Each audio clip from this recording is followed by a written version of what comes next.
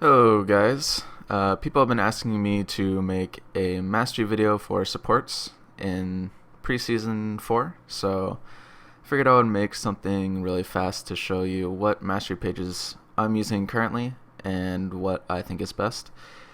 So if you want to just see the mastery pages I use, just go to the description, no point in watching the whole video. The video is just going to be me explaining why I chose each mastery page.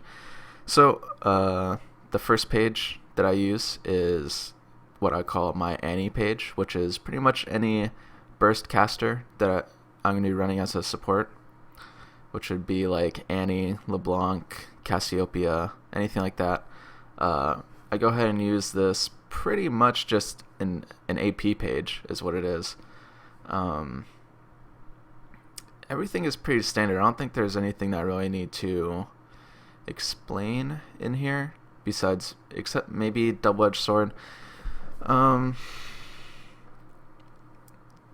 You can run this in certain situations, but let's see, if you're playing against something like Lulu support or Caitlyn AD or Jinx, you're definitely not going to want to run this because you're going to be taking more poke than will warrant this ability or this talent being useful. But if you're laning against something with lower range or less harass, like I don't know, maybe like a Graves or something like that, or a Vayne. Vayne would be good, but at the same time, you don't really want to run it against like a Leona because then it will just increase the amount of burst you're going to take. It's just a pretty iffy mastery point on ranged characters that I don't like taking personally, but some people do. Everything else is pretty standard though. Don't take these because you're not going to be auto-attacking enough besides harass and lane, and you can also go brute force if you want to. Instead of the mental force and arcane mastery. This gives you a lot of poke in lane, which is really good, and if you want to do that, you can. I think I actually run it on on my Lulu page, but we'll get to that later. This is why I prefer to run on Annie. Don't really like the AD over the AP, just because I run a full AP page on Annie, AP, Quince, and Blues, so I just like the extra AP burst early on. In the utility tree, this is pretty useless. This is also pretty useless, and this is pretty useless. So I just take all three of these because all three of these are amazing. This is really efficient. This is really efficient. Well, this isn't that efficient. It's only worth 1 quint, but 1.5 movement speed is still a lot, and it's better than like these 2 points or this or this. Like these two are pretty meh in my opinion. I'm probably taking too long on this, but this information that I'm going over right now in the utility tree is pretty applicable to the other pages as well.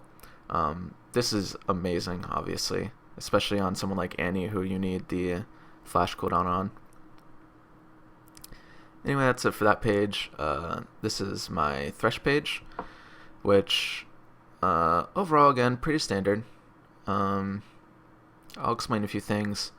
The reason why I don't take this is just because while it is efficient and it's good, and I can understand taking it over enchanted armor because 5% really isn't that helpful until late game. But the only reason why I do like enchanted armor is because supports get so much gold now that it's actually pretty worth it to take this, just because you can get like a rando wins by 20 minutes on supports now, which is pretty insane. So enchanted armor is pretty good. 2 health regen is also good, but it's just not as good as these first tier right here. Obviously don't want to take this because it's for jungle. Juggernaut, good. Reason I don't take oppression is just because it's very situational. It can be good, but it's meh. I mean, if generally they're slowed, they're going to be running away from you. They're not going to be fighting you, so taking less damage is pretty meh overall. hardiness, resistance, pretty obvious choices. The reason why I don't take it reinforced armor is because while 10% critical strike, less critical strike damage is pretty decent, you have to keep in mind that only one champion on the other team is really going to be even critting, and sometimes they won't even have that much crit. Like a typical Caitlyn build is BT into Zeal into Last Whisper, for example, which is like kind of almost a standard carry build now. You don't see Infinity Edge first very often anymore. So even against 80 carries, it's not even that great until like a 6-item 80 carry or 5-item 80 carry. And then everyone else in their team doesn't have crit. So unless you have like Trinity Force users. But yeah, it's just situationally like double AD, okay, understandable. But other than that, it's just a waste of a point in my opinion. This, however, on the other hand, is pretty amazing, especially if you're playing at something like an Annie. It's Annie support. 2 of her abilities are AoE, and the majority of her damage is AoE with her W and R. So this reduces a lot of damage, and a lot of spells in the game in general are AoE damage. The thing to keep in mind, though, is that this is only magic damage, so it won't work on Talon W, Talon ult, MF ult, stuff like that. But it's still good. This is just not very good on supports. No point taking it. This may be good, but it's just you can't really get. There's too many other things to take other than this. Is pretty much what it boils down to. Even though this is like a pretty decent mastery point, which actually it is pretty ridiculous now that I look at it. It's it may be worth taking over one of these, hardiness or resistance, in certain matchups, but as a standard page, it's not that great. This is probably the most ridiculous talent or mastery in all of the masteries right now. It's just really absurd. 20 armor and 10 magic resist in a 5v5 team fight is just insane. It doesn't say what the range is, but I'm assuming it's like something like 1,000. But who knows? It might be shorter, but I should probably test that actually. I'm just assuming it's somewhere around 1,000, but if it's lower, it's not as good as I think it is. But still, the numbers on it are insane, so I think it's still good, regardless of the range. And this is just a great last point talent, pretty obvious choice, and the same explanation for the utility tree. Moving on to Leona, and this is everything in the defense tree is the same. The only difference is, I should also explain that this is like Relic Runic Shield is probably the worst mastery I've ever seen in my life. It's I don't even understand what they were thinking when they made that. It's so bad. But anyway, this is a bit more of a damage page. I would also run this on Blitz, most likely. Just because the extra poke, like I was saying with the difference between my Annie and Lulu page, this is basically the same thing. This is extra poke damage or extra all-in damage. This is actually a really good page for Thresh in some matchups. But if you're playing versus, let's say, a Caitlyn or an Annie, something that has really long range, you're not going to want to take this because you're not going to be able to get that many auto attacks off. But against lower range supports and less dangerous supports, you can run this page on Thresh or Leona, and yeah, it will just be more damage altogether, which helps you burst down targets. Next page is Nami page, and this is probably what I would run on like Soraka, Nami. I honestly don't even like it on them that much. The utility tree overall is pretty meh. It got hyped up a lot, but it's not very good. It has some decent gold masteries, and intelligence is pretty good, but like this alchemist, you're like forced into taking alchemist and culinary master, which aren't even good, and masteries like expanded mind and inspiration are just god awful. um Expanded mind might be okay on like Soraka because of her new ratio on her E, but even that is like stretching it pretty far. um yeah, it's just overall pretty metry. Like, I don't think I would actually even run this page on Nami and Soraka, but um meh. It's it's okay on them.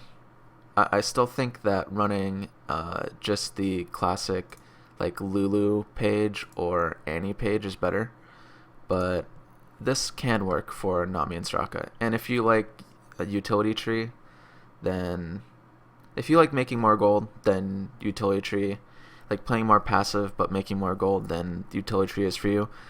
But for me myself, I don't like playing that way, so I'll probably never even use this page. But this is just like an example of what I would run as a utility page if I were to have that playstyle and play that way or use this. But the reason why I don't think this is good on supports is because talents like this, 6% ability power, 8 ability power here, 16 and 18 here, and talents like magic penetration, basic attacks deal more spell damage, more damage. Just overall, with the way the game works now with supports building AP and that scaling their utility, it just makes more sense to go AP instead of trying to get more gold. Basically, what happens is, in the offense tree, you're starting off with the stats that the utility tree will buy you, if that makes sense. Like, you're going utility to have the gold to buy AP, but if you're going with that mindset, why don't you just go offensive tree to get the AP that you're going to buy with the gold from utility tree, if that makes sense. Hopefully it does. So, to sum up this page, it's not something I would use, but if you're going to run utility, this is the page that's good. The reason why I don't go defense is just because 3% max health, you're not really buying that much health on supports anymore. Health regen, yeah, it's okay. A little bit of flat health. This is like a little bit more than a quint. It's like a quint and a half of health. It's okay. It's just the AP is better in my opinion, and the 5% CDR here it's pretty huge. 5% CDR is a lot. You don't want to miss out on that. And that's the one good thing about this page, is that the combination of intelligence and sorcery gives you 10% CDR base, and then you can run like 10% CDR, which is like all blues, and then 1 quint is 10% CDR, I think. You can run that, have 20% CDR, and then go something like Athene's or Morello Nomicon and have 40% CDR very quickly, which is really good on Nami. But anyway, enough of this page. This is the Lulu page that I would run, or even like an Annie page if I wanted more poke, except I would not use these 2 points right here. The reason behind this page is that I want more poke with my auto attacks on Lulu. So the attack speed is really nice. The extra damage is really nice. Unless you're playing against, like I said before, something long range like Annie or Caitlyn lane. Then, and you also don't want to run this against Thresh, because Thresh counters Lulu. Because whenever you go to poke with your auto attack, he can just hook you or flay you back. So you don't want to run the double-edged sword against Thresh or Annie. Well, it's okay against Annie, but not against Thresh, because you won't have enough opportunities to get auto attacks off. So you'd want to run something more like this page if you were playing Lulu against Thresh. Anyway, moving on. I don't take AP, even though her abilities do scale with AP, just because this extra AD here actually adds up to a lot. I mean, 5 AD flat is, well, it's a lot. It's half of a longsword. So currently that's 180 gold worth in 1 mastery point, which is a lot.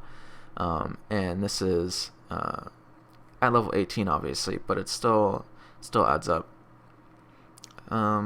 Spell weaving and blade weaving, it doesn't really add that much damage, but it's enough to make the difference, and you wouldn't be able to really get anything else with these points. Like, you could take points out of this and maybe a point out of this and go 2 more points in Mental Force and pick up Arcane Mastery. You could do that if you wanted to. I don't think it's worth it. I think Spell Weaving and Blade Weaving are a little bit better just because you're going to be auto-attacking and casting spells a lot on Lulu. But that is an option. And this other stuff is just pretty obvious. So, that's all the mastery pages I use. I didn't script this video or anything, so it's just me rambling on about why I chose these masteries. And if you have any questions or comments, just leave them in the comment section below. And I'm going to try to make some more videos on Preseason 4. And yeah, if you have any ideas of what you guys want me to help you with in the preseason, just put that in the comment section too. I have some ideas ready, but it's always helpful to get ideas from you guys to know what videos I should make. Alright, thanks for watching, and I'll see you guys next time.